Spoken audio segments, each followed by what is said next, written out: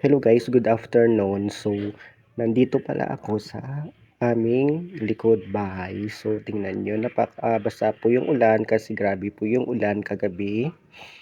And, papunta po ako sa kanila ni mother at sa kapatid ko kasi may ginagawa po sila dito sa likod ng bahay. So, nangunguha po sila ng konting lupa at nilalagay sa may sako. So, ayan po sila, si mother at yung kapatid ko na lalaki. So, nangunguha po sila ng konting lupa para ilagay sa sako para gawing footwalk dito po sa tapat ng bahay kasi ah, nagbabaha na siya guys at hindi makalabas po yung tubig. So, ayan, tingnan nyo po. Ano pakasipag po ni mother at yung kapatid ko.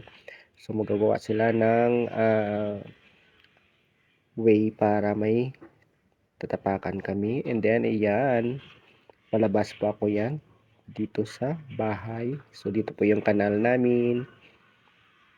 Dito po sa tapat ng bahay. And, palabas po ako ng gate namin.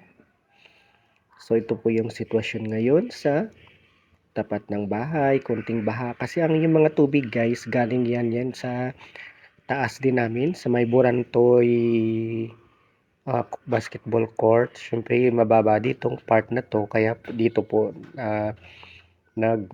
sa stock yung tubig. So, ginawan po siya ng kanal ni nanay para hindi po bumaha at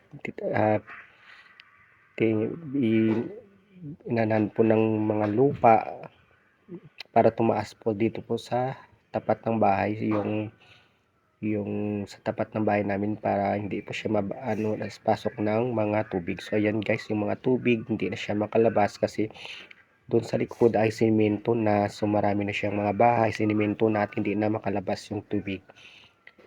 So buti nga ay nilagyan ni nanay ng mga lupa dito po sa tapat ng bahay para tumaas po yung part dito. So naglalakad po ako niyan guys dito, ayan.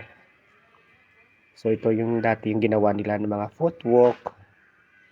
So ano yung galing din ay mga tubig na yan doon sa taas banda. Ayan. Pag kunting baha lang yan dito kasi guys, ayan, nagbabaha na kasi dito. Kasi wala pong malabasan yung tubig. And ito na yung mga footwalk na ginawa nila ni Modra. In case na bumaha po dito ay may tatapakan po kami palabas po ng bahay at papunta sa may highway. So